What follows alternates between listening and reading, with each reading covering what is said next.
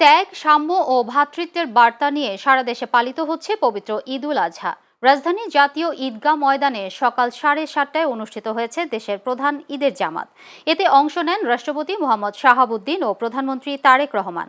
এছাড়া সুপ্রিম কোর্টের বিচারপতি, মন্ত্রিপরিষদ সদস্য, সংসদ সদস্য, কূটনীতিক সহ নানা শ্রেণী পেশার মানুষ জামাতে অংশ নেন। ঈদের একাধিক জামাত অনুষ্ঠিত হয়েছে জাতীয় মসজিদ বায়তুল মোকাররমেও। মাহমুদুল আজিজের ক্যামেরায় বিস্তারিত আর.কে রেজার প্রতিবেদনে।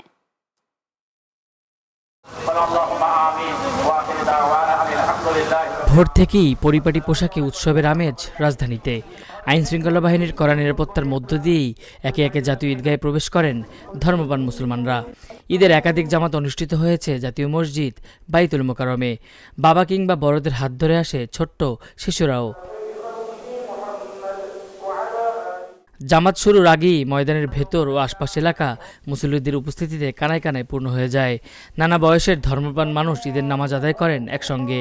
নামাজ শেষে বিশেষ মোনাজাত করা হয় দেশ, জাতি ও মুসলিম উম্মার শান্তি, সমৃদ্ধি ও কল্যাণ কামনায়।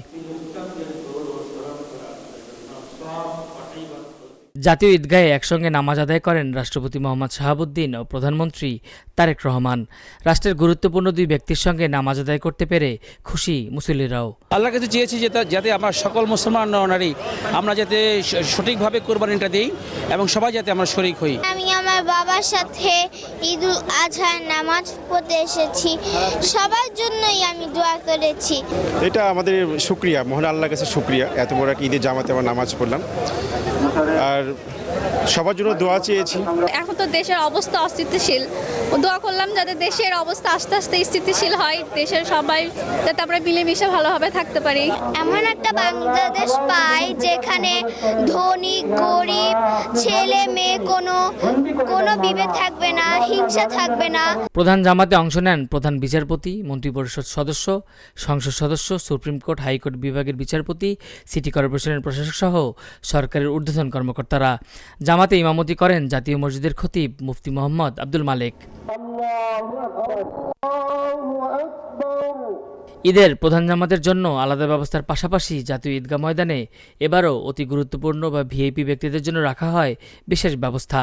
এবারের প্রধান জামাতে 3000 নারীসহ সব মিলিয়ে 35,000 মুসল্লির নামাজের ব্যবস্থা করা হয়েছে। ঈদুল আজহা শুধু মুসলমানদের প্রধান ধর্মীয় উৎসব নয়, এটি আত্মত্যাগ এবং মনের পশুত্বকে কোরবানি করার এক মহিমান্বিত আহ্বান। এবারের ঈদ বয়ে আনুক শান্তি এবং আগামীর বাংলাদেশ হোক সমৃদ্ধময়, এমনটা প্রত্যাশা সর্বস্তরের মানুষের। R K Reza, channel S, Dhaka.